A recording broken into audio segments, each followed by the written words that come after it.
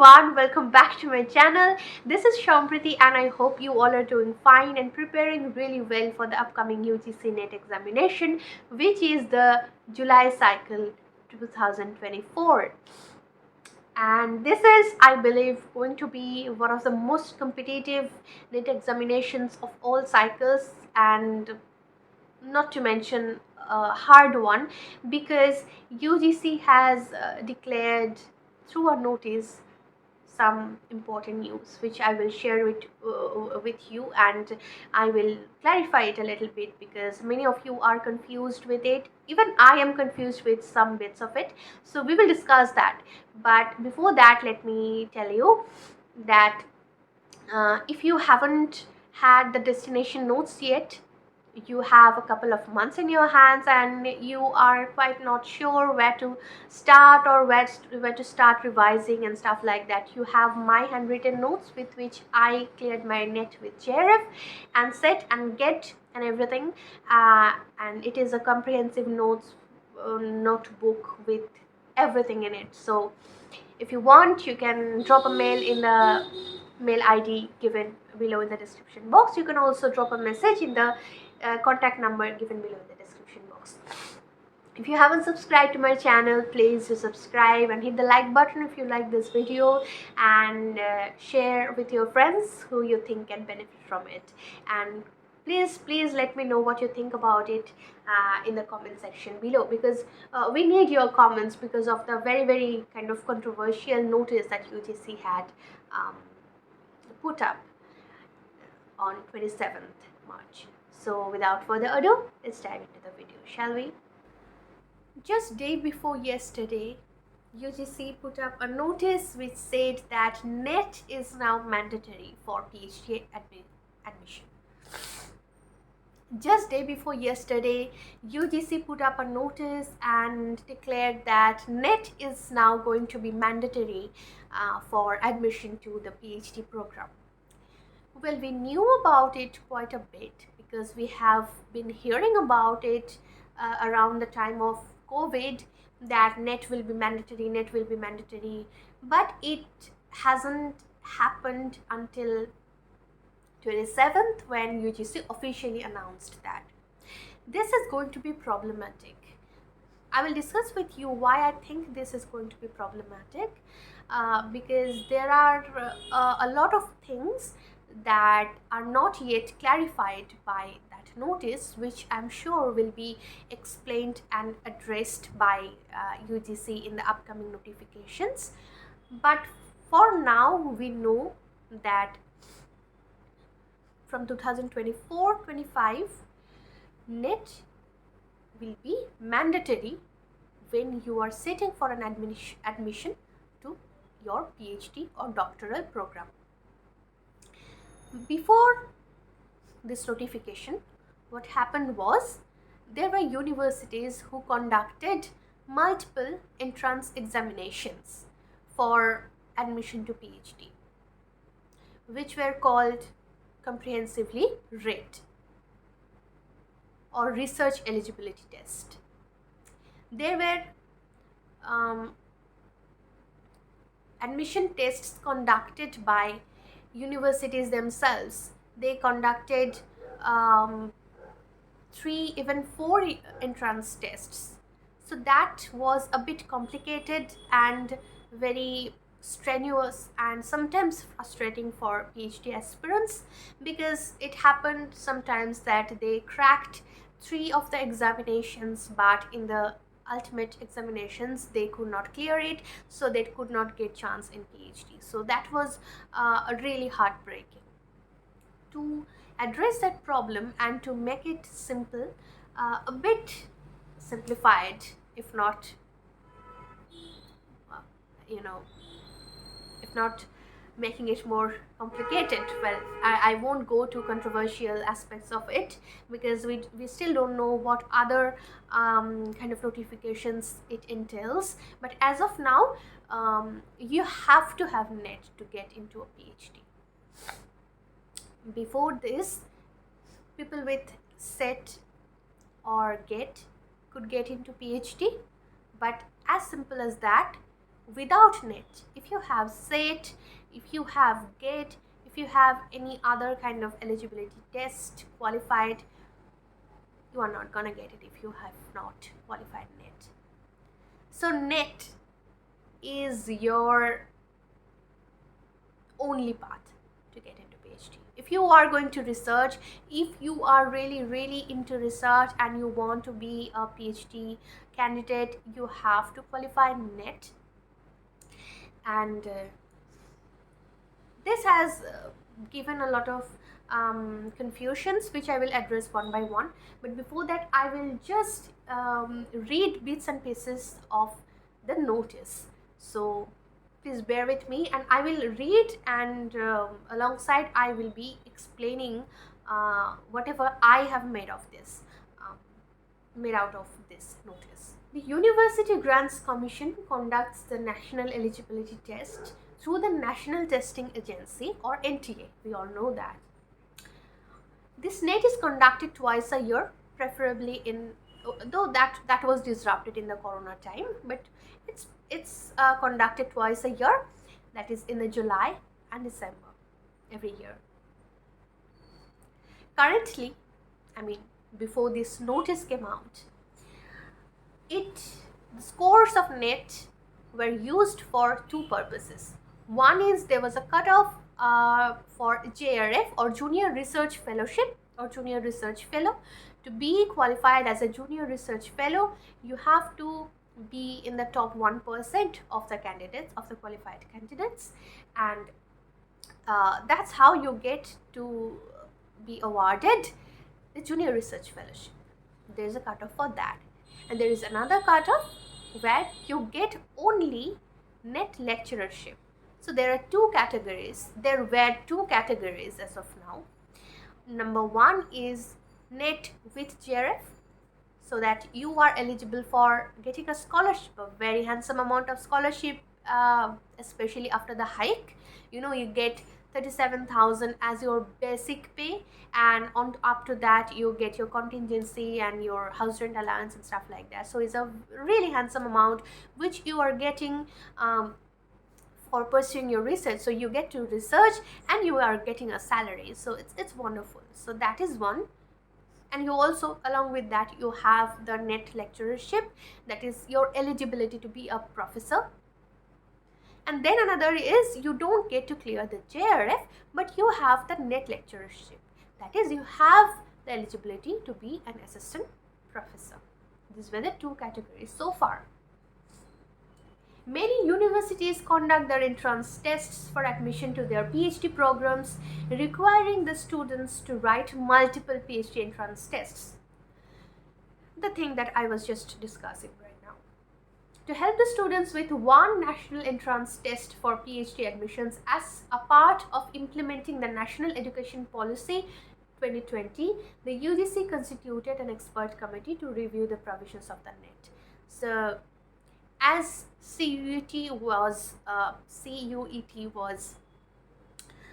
formed to offer a common entrance test to the applicants who are applying for graduation, we have now NET as the common entrance test to apply to be admitted to PhD program. And NET score will be very vital in in detecting your chance of getting admitted, getting selected as a PhD candidate. So it's going to be very official, it's going to be a very comprehensive process. Now, based on the experts committee's recommendation, the NET score now can be used for admission to PhD programs in place of entrance tests conducted by the different universities or HEIs. So you are never gonna imagine what the National Education Policy 2020 is going to surprise you with next. So if you are not yet really serious about NET, or if you think that, oh, okay, I will manage it, or whatever, if I don't get to clear it, it's no problem if I get to do my PhD research proposal well enough, I will get into it. But no, it's not gonna happen from the next year. You have to have your PhD, you have to have your NET scorecard, which will qualify you as a PhD candidate to get into the PhD program. So from June 2024 onwards, there therefore the NET candidates will be declared eligible in 3 categories. So far there were 2 categories, JRF and lecturership or assistant professor eligibility. Now there will be 3 categories. Category 1, eligible for admission to PhD with JRF and appointment as assistant professor. Category 2, eligible for admission to PhD without JRF, appointment as assistant professor. And category 3, which is a very, very problematic one, and it's going to be a highly competitive one, that is eligible for admission to PhD program only and not for the award of JRF or appointment as an assistant professor. So this is the extra category that has been added, which will say that you are eligible for PhD program only and not for the award of JRF or assistant professor. So there will be a third category, third cutoff for it, which is preferably, I'm sure will be lower. The cutoff of it will be lower than that of assistant professor, but it entails a lot of other problems which I will not go into right now, which will I don't want to scare you off. I just want you to know that NET is really getting very serious, and you have to crack it. You have to prepare well and crack it in order to get into PhD. Okay, so just be serious and go for it. Now I just want to add a couple of more things. That is, what about people who qualified NET and do not have been categorized by this kind of framework? What happens up until 2023? We have no clear-cut answer about that. I think there will be this rule will not apply to them. So people who have qualified NET, JRF, NET lecturership and or JRF and have not been enrolled in PhD yet, I think this rule will not apply to them, because how will it apply? It doesn't make any sense. So there must be some other alternative ways to judge that, which I am sure UGC will clarify very soon. Another thing is, now comes the thing that the marks obtained in NET by candidates in categories 2 and 3, that is, category 2 is only assistant professor, and category 3 is admission to PhD only. The marks obtained in the NET by candidates in these categories will be valid for a period of 1 year for admission to PhD. You have the lecture, if you crack NET, you have the lecturership eligibility for assistant professor for lifetime, that's for sure. But for PhD, it's valid for only 1 year. So it's, I don't know, I personally think, no offense, it's really crazy, because within getting NET, if you had NET only, you had a lifetime for, have a lot of time to prepare for PhD and get into it. So for that you won't get any scholarship by UGC, but you could get many other scholarships. And for JRF you had 3 years time for getting into PhD. So I think that is unchanged. But for category 2 and 3, you have to be in PhD program within 1 year. So you get NET, and within 1 year you have to prepare for your PhD proposal and interview and get into PhD. So if you are not, if in the category 3, it's going to be really challenging and tough for you.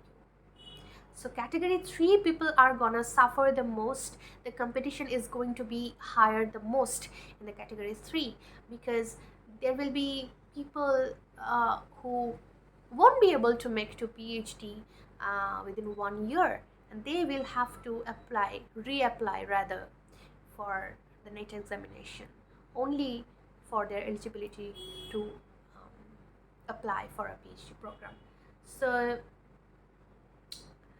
that was all, and I just want you to be relaxed but not lazy, and please act on it, and please prepare well. And I would really hope you just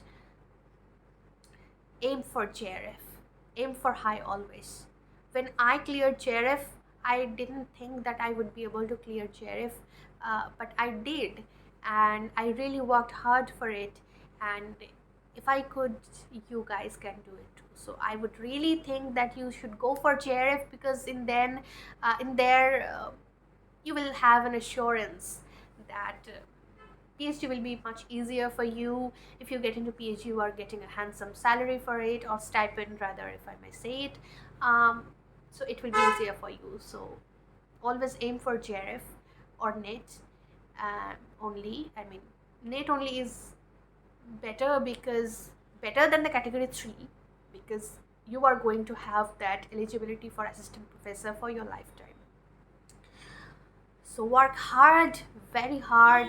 And now you have one more responsibility added to your preparation to NET, is that you have to work parallelly on your research proposal for PhD, because you don't have enough time in your hand after you we used to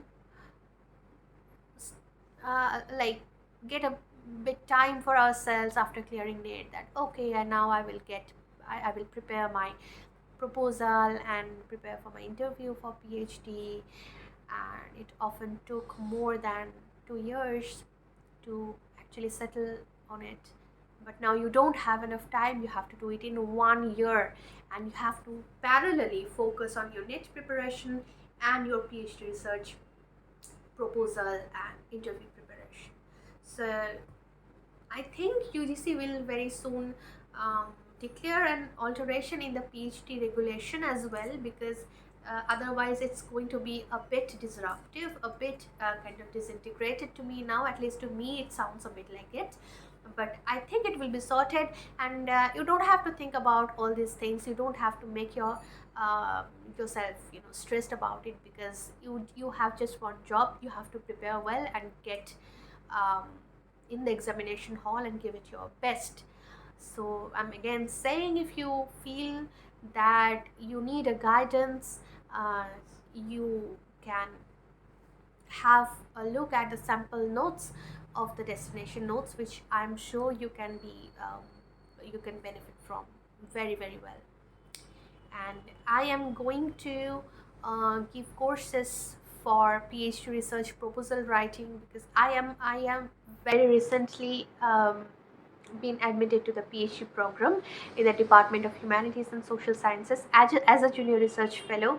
So I have a very fresh idea about research proposal writing and research methodology and method, and some very important fields and areas that you can work on, especially in the humanities and social sciences, especially in literature and many interdisciplinary fields. But research is now multidisciplinary and interdisciplinary these days. So if your research proposal has an interdisciplinary approach in it, it is more likely to be selected. So I was thinking of giving a course about that.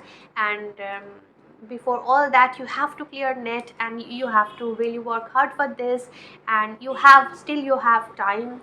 And just that, if you have any other queries, please drop a mail in the email ID given below. And if you have any observation about this video, please share in the comment section. I know I have been stuttering a lot, because it's been quite a while since I made since I kind of spoke in the camera. So it's just, I'm just a little bit nervous, and Alright, okay, so all the best and see you in my next video.